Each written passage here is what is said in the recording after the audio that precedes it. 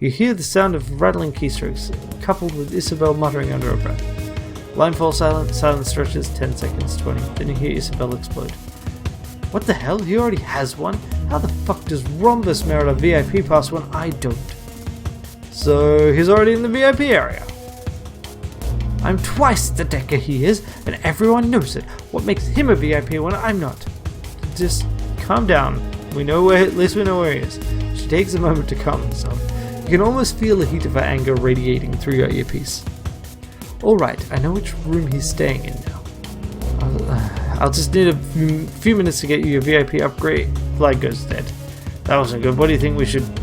A series of clicks erupts near you, cutting Duncan's sentence short.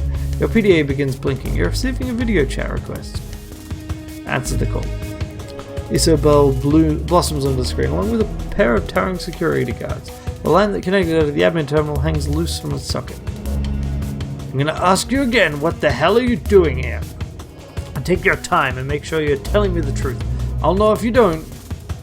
Well, I was looking for the person who ordered this coffee. What were you looking for in the Matrix? And besides, you don't have any coffee, so try again. Well, I need to, okay. Alright, Isabel, listen up. Say what I say and you'll be fine. Say okay if you understand. Okay. Last chat. Start talking sense or spend the night with the HKPF. Let's go with... My coworker sent me in here as a prank. I feel like such a fool.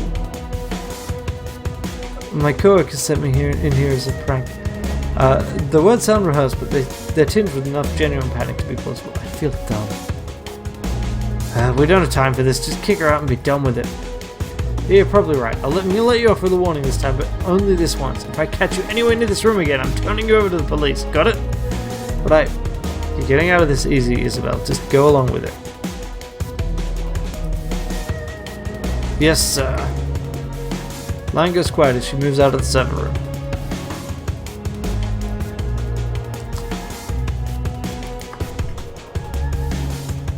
What a damn nightmare this is turning out to be. I'm sorry, Ranneko, but I couldn't get you your VIP access. You got out of there in one piece without the cops getting drawn into this. That's what's important. You're right. At least I know where we have to go. Rhombus has a room in the VIP section, and I can get us there. There's only one problem. Without VIP access, you can't open the door without sounding an alarm. The picture on your PDA flickers worryingly. A moment later, Isabel's image returns to the screen and let you through from this side. That's what I'm going to do now. Make my way down to you and open the door. I lost a bit of that. We're going to have communication problems again. Maybe, a bit. I'm still using the kiosk to talk to you, but now I'm not checked in. I can't route messages to it directly. Please, stay put. If you lose a kiosk, we're going to have serious communication issues. Got it. Oh, and I may need your help if we run into more people. In case you hadn't guessed, I'm not exactly a social butterfly. If things go loud, I'll really need your help. I'll get you back. Let's do this. Okay. So, we go along. Save the game. And we check this door. And we check this door. And we search this computer. I'll be damned, it's logged into an admin box and someone left it unlocked. I can't open the door for you, but we can read the messages if you want. Do it. Isabel turns the camera in her PDA to face the screen of the terminal. Amber text on a stark black background swims into focus. Goes in the machine, leave it unplugged, it came back. Open the first message, Izzy. Look, I'm gonna come right out and say it. The security guards are right. There's something horribly wrong with that noodle extruder. Run a diagnostic on it in the servo. I was halfway through recalibrating the broth nozzles when the damn thing started humming. Sure enough, it started churning out steaming hot, juxing noodles, just dumping them into the palms of my hand. I don't even want to see the blisters spawning right now. And here's the freaking thing, the dough hopper was empty. I unloaded it prior to beginning the diagnostic. I want to repeat that. It was producing dough out of thin air. That machine is haunted. You want my advice, you'll get rid of it before the show. Huh. That wasn't what I was expecting this message to be. You want me to keep going? Second message. Noodle extruder in the food court is out of order and should be left unplugged until further notice. Under no circumstance should any hotel or Decon employee tamper with this evidence. Maintenance is looking into it. Again, do not plug in the extruder. Severe disciplinary action will be taken against any employee caught disobeying these instructions. Alright. Third message? Okay, I'm getting seriously creeped out here. The damned extruder is back at sea. I can't explain it. We boxed the thing up yesterday and sent it to the manufacturer. It wasn't here 5 minutes ago. But now I've opened the doors and the food's underway. The show's underway. I'm strolling through the food court and there it is, sitting there with a line already forming. What the hell do we do? You and I both know it doesn't have any dough in it. There's no seasoning in the spice reservoir. We don't have it hooked up to the hotel's water supply.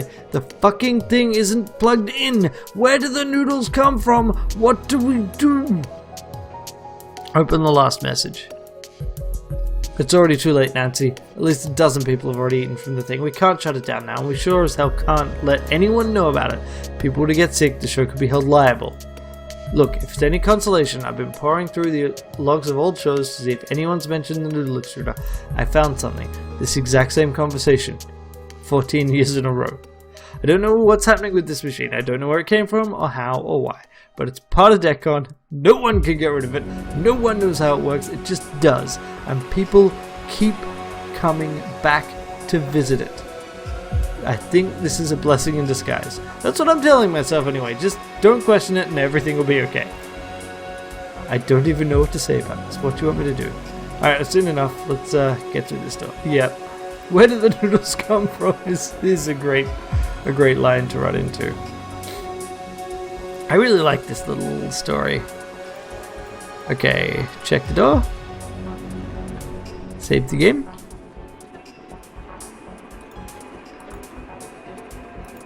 What's here? Info about the conference room tells about a high-level exec in room 3 on the bottom floor. Okay. Good thing the guards aren't paying that much attention, right? Pill for supplies. Don't mind if I do. I'll take it.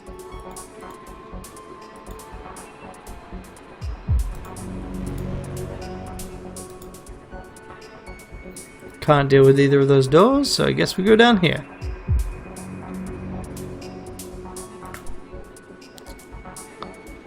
Uh-huh. Well, we got ourselves a conversation ahead of us. Isabel's outline goes fuzzy the moment she sets foot into the elevator. A loud rhythmic whooshing sound dominates the low end of your PDA speakers. Sounds a bit like the rotors of a helicopter. Heads up, Izzy, we're getting a lot of interference here. An elf in his mid-20s steps aside to let Izzy onto the floor selector panel. He looks wired, jittery, stemmed to the gills most likely. There's no telling how long it's been since he's gotten a wink of sleep. Isabel punches the button for the ground floor. Working the show, huh? Has to be hard. Feel tempted to blow off work and go check the kiosk, maybe taking a panel or two. I say, yeah, it's tough, alright. I wish I could just drop everything and explore. It's tough, alright. I wish I could just drop... She falls silent. You can see her staring at the man's VIP badge. Just say what I tell you, Isabel. Don't go off script. Kinding, huh? That's an interesting street name. Been decking under it long? She's just ignoring me now. A couple of years now. Longer than anyone else to use a handle. To smile and nod, Isabel. You're trying to go unnoticed, remember?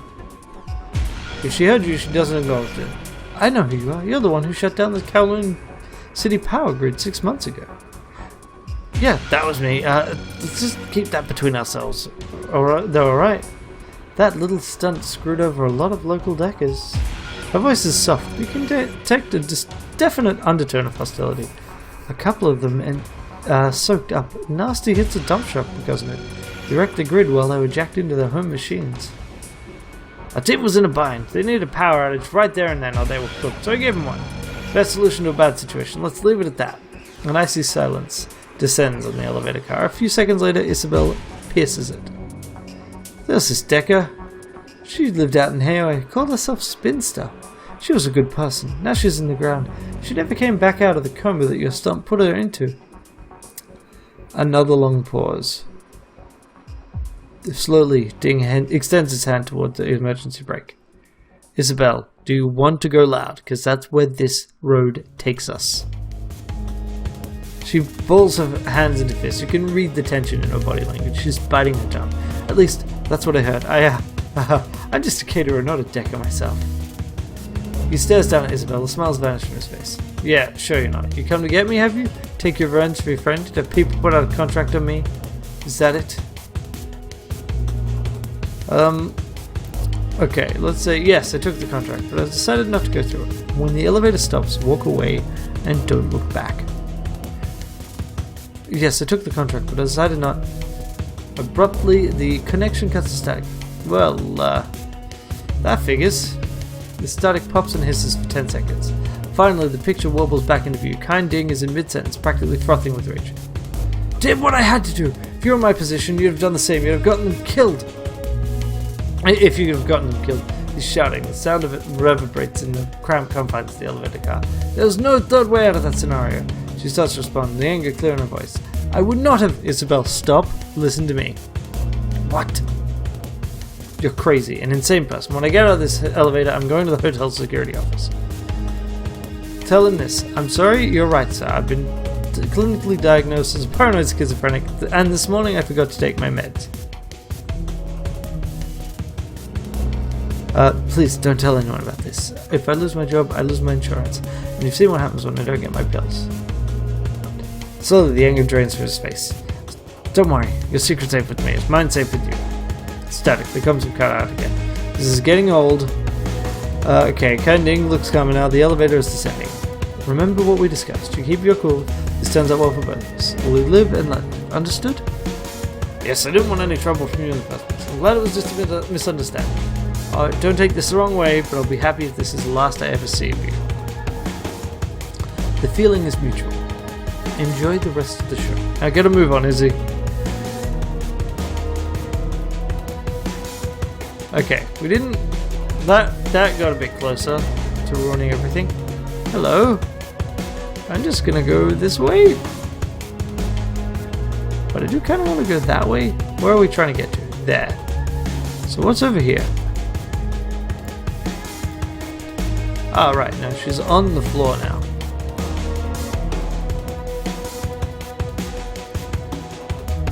Ah, right, we actually have to go around.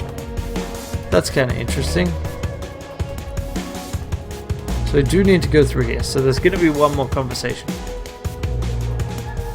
The hallway is blocked by a trio of struggling bodies. A blackout drunk troll hangs slung between a pair of cursing security guards. One male, one female. As you watch, they struggle valiantly to drag her down the hallway. Unhand me, you fools! The older of the two guards, a middle-aged man with a pompadour haircut, struggles with all his might to keep his prisoner's flailing arm constrained. Don't let her go, ye! She has the strength of 10 men! Yes, sir.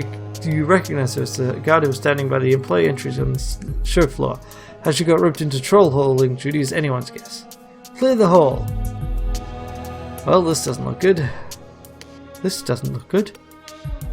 With an exaggerated motion, the troll swings her head towards Isabel. You dwarf girl, help me! These strikeheads want me to leave, because I'm a troll! What's happening here? None of your business. You're not even hotel staff. You shouldn't be back here. He hugs the troll's left arm to his chest with all his strength, trying to weigh her down. She lifts his feet a few inches off the floor, then slams him back down. He lets out an audible whimper. Now, clear the way and report to your manager. Quit fighting me, damn it, before I talk to him for you. Hey, I remember you. You said you had to meet some caterers up on 6th. Tell them sorry, I had to get more fuel canisters for the chafing dishes. We were told you had some down here.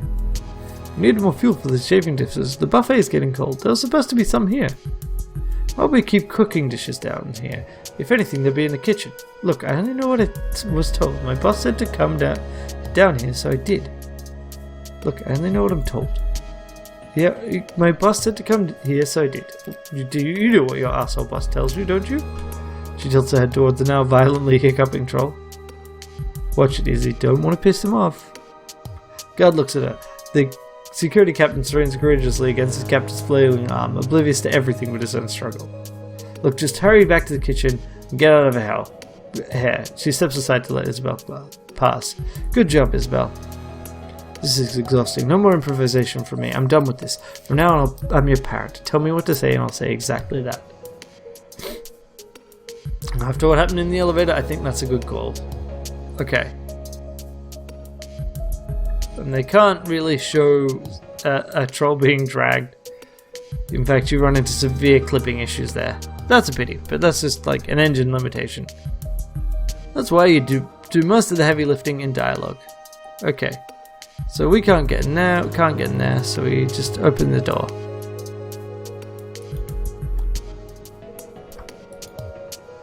Okay. An impressive looking man in a starched white coat blocks the hallway. He turns and he recognizes the familiar pastry magic and more insignia on his lapel. He fixes his gaze on Isabel and the expression on his face is anything but happy. What are you doing back here? We went over this in the staff meeting this morning. I'm the one who's covering this area. The VIPs are to be handled by managers only. You should be on the convention hall floor. I got turned around. These hotels all look the same to me. Okay. Yep, she's definitely repeating it. Turned around? There are signs all over the place. What are you doing wandering back here? You should be in one of two places. The show floor or the kitchen. Period. I didn't know. I'm new here. Yeah, no shit. I don't recognize you here. You must be joking, man. You've been on that kiosk for 20 minutes now. Wait, excuse me, what? He leans in and gets in your face. You can taste the onions under this. I said you gotta get off the damn kiosk. You've been hugging it for way too long. There's a line here. Just give me 5 more minutes and it's all yours. Just give me 5 more minutes and it's all yours. What's all mine? What are you talking about? You aren't even one of your employees, are you? Do I need to get security? I said, that's enough. I've been following the devs of this software for months, and I've traveled 17 hours to try it out myself. You don't get to tell me I flew here for nothing. Get the hell off the kiosk, or I'm calling security. Okay. Let's see. Be my guest. I work for this hotel's owner. The security team's going to take my word over yours. Oh yeah? What do you do here exactly? Tell me why I have to wait on you. You work for the owner, so then you're not a pastry magic employee? Then why are you wearing one of our employees? Let's see. I'm here to check up on the vendors here at the show. Tech vendors, catering crew, all of it, to make sure the reputation of our venue isn't tarnished. Huh, well, okay, I guess. Just try to make it quick, okay? I really want to get my hands on that software. I'm not leaving till I do. I'm here to check up on the vendors here at the show. Tech vendors, catering crew, all of it. To make sure the reputation of our venue isn't tarnished. Oh, you're like the secret shopper thing? Well, I hope you'll tell your employees that Pastry Magic and more catering went above and beyond the call of duty to respect your hotel and its rules. Yeah, I will. Now, the convention hall, the decker you were arguing with backs away to a respectable distance. Catering manager steps aside to let Isabel pass. It's a classic, okay, one conversation for two situations at the exact same time. Let's just check around here. And then we'll let ourselves in. Well, I want to check what's behind that door. So let's just see. Can we do that after we let ourselves in? That's it. Got it. This way to the suites. Suites, not suits. Okay. Nope. I'm reloading that quick save. So as soon as we open that door, the other thing gets locked. It's not obvious that that's going to happen, so I feel quite safe in just reloading. I think once we finish this section and go up to the suites, I might leave it for now, because my throat is seriously hurting. I don't know, I'd really like to get this sorted today. Huh.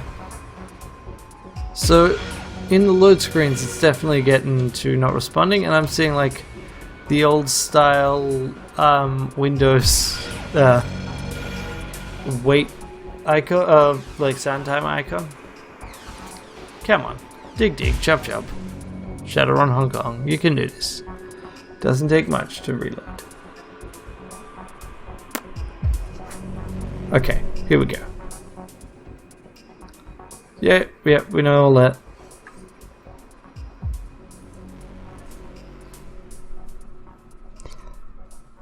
At least I have one of my cats next to me. He's just sitting, wanting the occasional pat.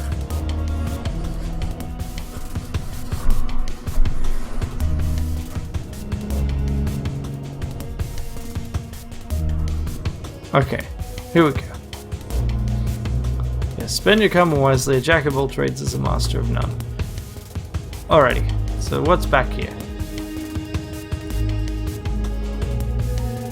A dark-skinned man in an expensive suit stands at the far end of the room. Cord tethers his data jack to a port in the hotel wall. His eyes are glazed over, dead to the world.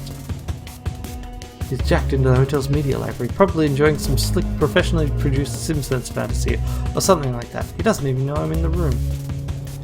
Might as well take a look around and be quick. A cyberdeck sits on the table opposite Isabel. She rotates her PDA to give you a view. It's a custom job, pieced together from components pulled from a dozen other machines. Looks a lot like the Octopus, only smaller. The display has been pulled from a Fuji model designed for export into the UCAS with a chrome bezel and red LED accents. The keyboard is a mechanical relic with round, heavy keys that appear to have been salvaged from a typewriter. Judging by the Pashto characters emblazoned on the keys, it's probably a Pakistani make. The case is a heavily modified Ranneko design. You can see components from at least a dozen other manufacturers jutting out of it. At least a dozen other elements jump out at you, and each stranger than the last. A custom stamp on the case labels it as property of the Binary Bard. Okay, that might be the most beautiful thing I've ever seen. Alright, so this is almost certainly a bad idea, but grab it then, but hurry, you need to keep moving. And then suddenly he jolts back to life. Yep. Excuse me, that deck is mine. It's also maglocked to the surface of the desk. Now stop touching it, please, I will be forced to call security. Say, I heard you had the most impressive cyberdeck industry. I had to see it for myself. That's true, I do. It doesn't give you a right to break into my room and fondle it, though. Want to tell me what a caterer cares about custom hardware?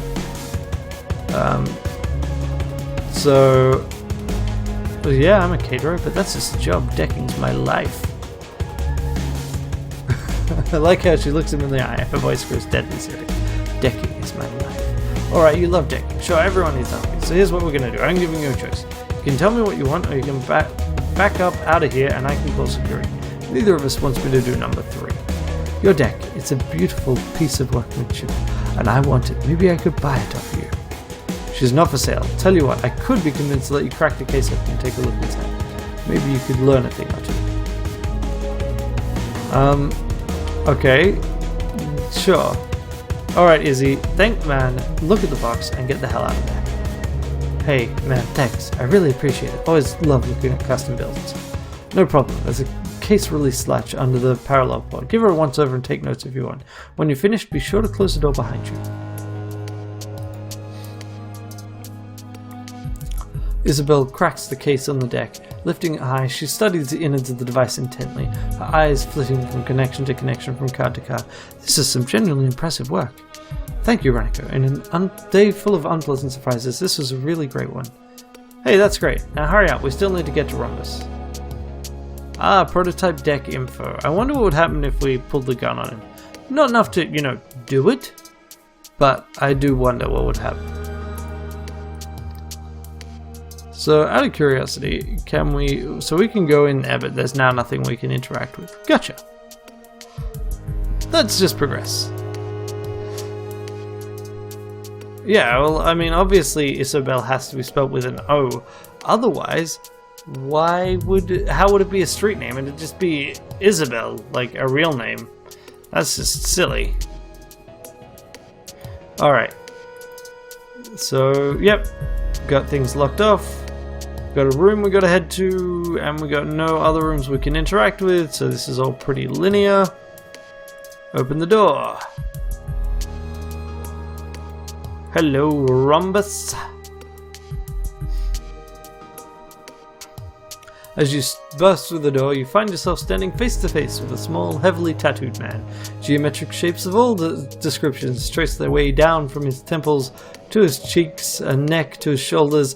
His eyes continue the motif. Each of his irises is a slanted rectangle. Rhombus looks at Isabel and sighs. If he's surprised to see her, he doesn't show it. You finally want him back, huh? The memories that were locked away? Always knew you would one day, but you got so hostile after the procedure. Didn't think you'd come around this soon. I'll get bent, Rhombus. I got hostile with you because you got hostile with me. Like hell I did. I tried to give you some advice as a friend. If memory serves, you called me a patronizing bastard and slagged my deck. Was I supposed to take that without punching back? What is it? You slagged his deck? I called you a patronizing bastard because that's what you were being. You wouldn't have taken that turn if I were a guy, or an orc, or a troll. You talked to me like I was your little sister or something. Well, guess what? I'm not. Whoa, hold up. I talked to you that way because... Also, punch back? That's a funny way of putting it. You tailored an ESP to troll all of my posts on Shadowrun. What kind of a prick would do that sort of thing? The kind whose cat you killed, you little monster. Captain Whiskers was just a house cat. He didn't have anything to do with this. That wasn't me. I'd never hurt a cat. If I would have to have had someone killed, it would have been you.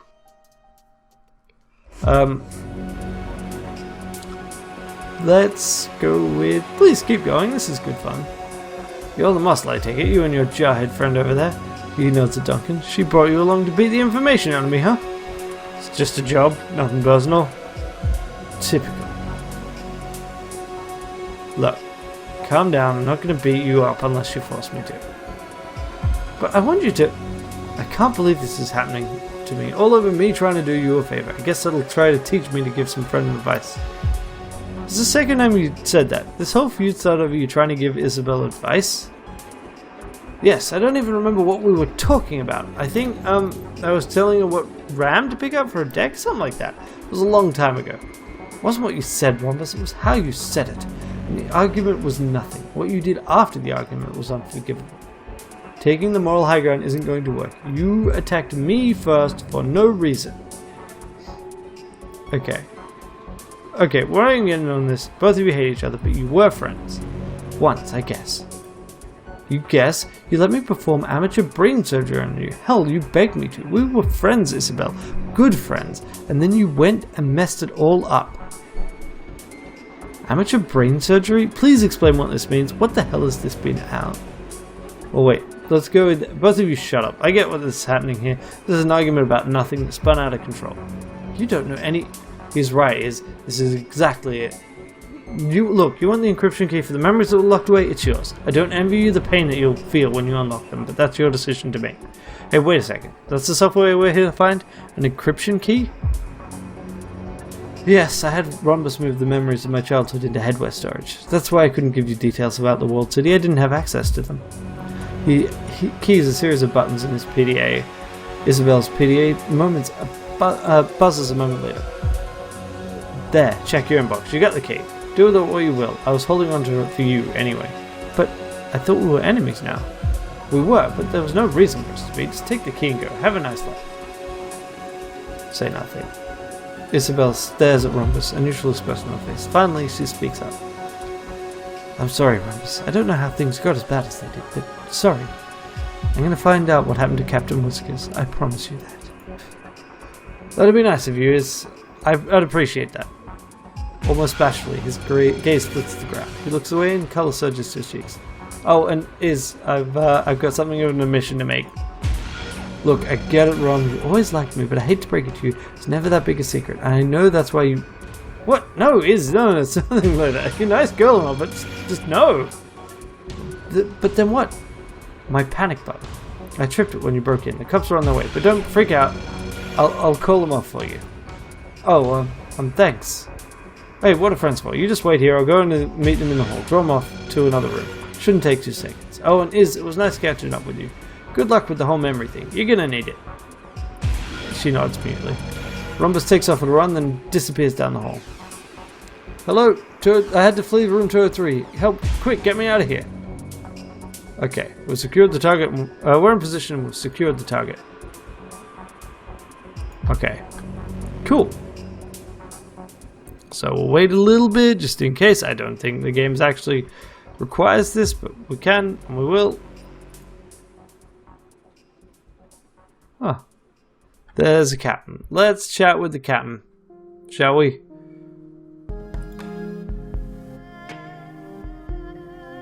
Stand back, please. This is a policeman. Sure thing, officer. Keep up the good work. Enjoy the show. Okay, fair enough.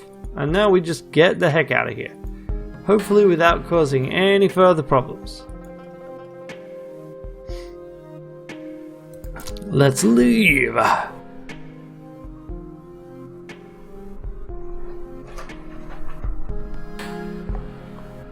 Alrighty. It's a good little mission. I like it. It's one of the few missions that I'm sure you can get away with never fighting in this game. Most of them have at least a little bit of mandatory, or at least near mandatory combat, and clearly that was geared up. If we'd screwed up that, like hadn't allowed them to repair that relationship, we would have had to fight the cops on the way out. I've not tried it, don't want to, doesn't seem like a fun time to me. So let's just get out of here. The bus trip back to Kitek is quieter than the ride in was. Your fellow passengers sit crumpled in their seats, barely moving, barely speaking, their DECCON 2056 t-shirts hanging loose on their frames, and their once cherished guest badges have been crumpled into their pockets. You see more lively groups on the way to the morgue. Isabel looks up at you, her eyes full of the same post-com fatigue that you see in everyone else. She gives you a small smile and taps her temple with her finger down. You got what you came for. The show's over. It's time to go home. And so we autosave. We're gonna... next few episodes is going to be us talking to everyone in Hayoi again, talking to our companions, getting to know them more, and then we'll do another run. It's going to be a fairly familiar pattern. Alright, we got 8 karma from that. That's good. We can boost our decking. Your comlink shirts is kindly Cheng. Hello, Auntie. Hello, my darling. Come see me at once. I have something I want to show you. Your crew is already here. I'll be right there. And that, I guess, is what we'll do next time. And that's going to lead to more story stuff. So I guess we'll get that out of the way, and then we'll do the next bit. But that is all for today.